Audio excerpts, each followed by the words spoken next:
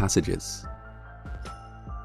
The system consisted of dozens of rooms, connected by narrow, low-ceilinged corridors.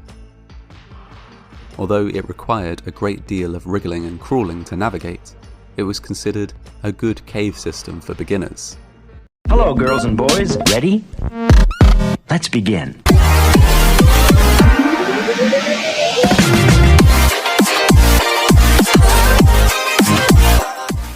Cerita viral Jon Jones yang meninggal setelah menjelajah goa dan terjepit selama 28 jam. Sudah menjadi rahasia umum, kalau menelusuri goa termasuk jenis olahraga alam bebas yang paling ekstrim. Maka nggak jarang saat melakukan penjelajahan ke dalam perut bumi, para penjelajah harus masuk melalui lubang yang sempit.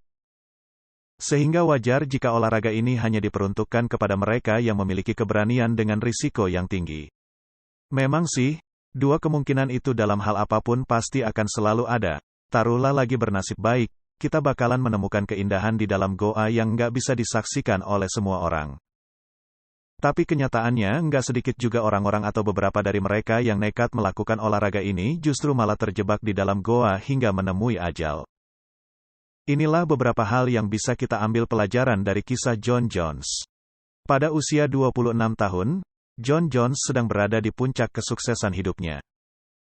Muda, tampan, menikah, dan hidup bahagia bersama istri cantik dan putrinya yang baru berusia 1 tahun, bahkan bermasa depan cerah sebagai seorang calon dokter.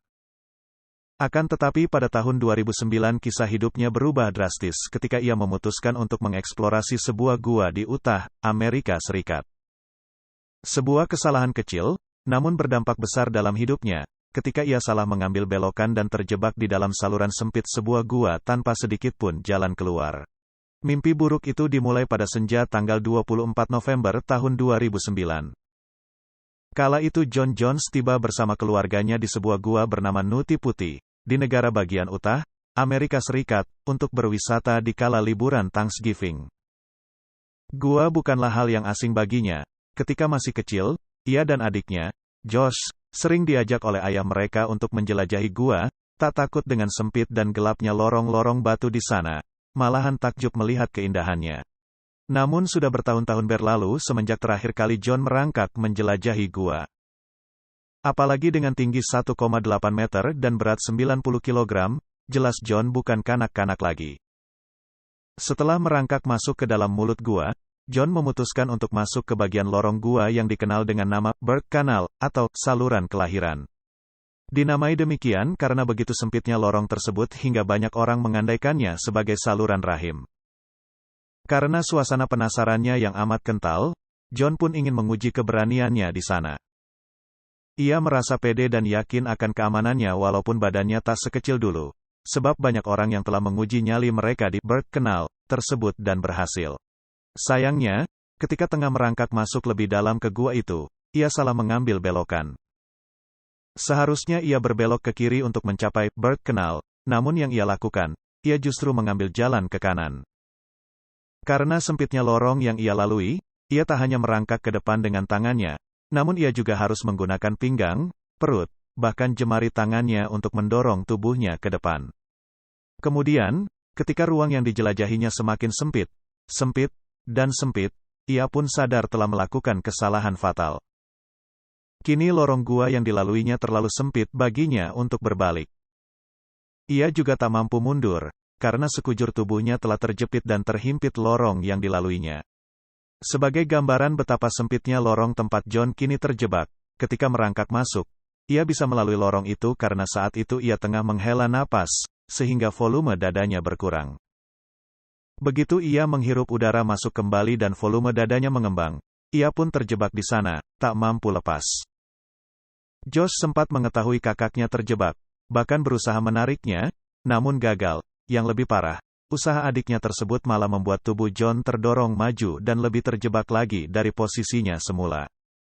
Josh segera keluar untuk mencari bantuan, namun mengingat lokasi Jon terjebak berada 120 meter dari pintu masuk gua dan 30 meter di bawah tanah, terlebih lagi ditambah lokasi gua Nuti Putih yang berada di antah-berantah, perlu waktu berjam-jam hingga tim penolong tiba.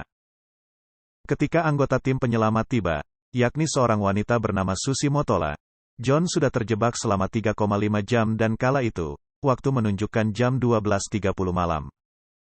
Karena posisi John yang terbalik, maka yang bisa Susi lihat kala itu hanya sepasang sepatu pemuda itu. Sekitar 24 jam kemudian, lebih dari 100 anggota tim penyelamat datang, berusaha membebaskan John dari gua tersebut. Mereka berencana menggunakan sistem katrol dan tali yang cukup rumit untuk menyelamatkan nyawa pemuda itu.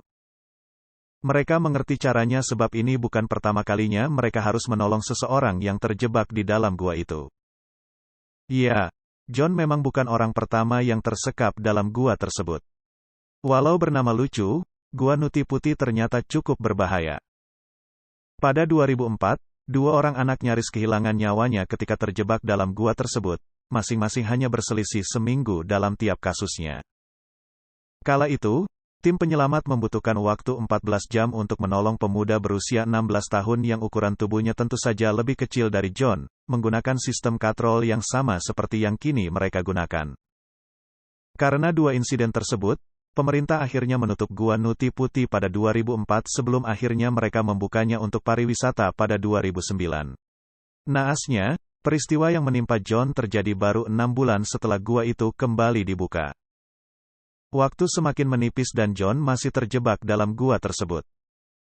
Tak hanya John terjebak di tempat yang amat sempit sehingga membuatnya susah bernapas, ia juga berada dalam kondisi terbalik, kepala di bawah. Kondisi tersebut menimbulkan stres yang teramat sangat bagi tubuh John karena cairan tubuhnya, termasuk darah, terus mengalir ke bagian kepala karena gaya gravitasi, dan terus menekannya. Jantungnya juga bekerja semakin keras untuk memompa darah tersebut agar tidak memenuhi otak John. Tim penyelamat akhirnya siap menarik tubuh John dengan sistem katrol dan tali yang mereka pasang. Namun kenaasan terakhir pun menimpa mereka.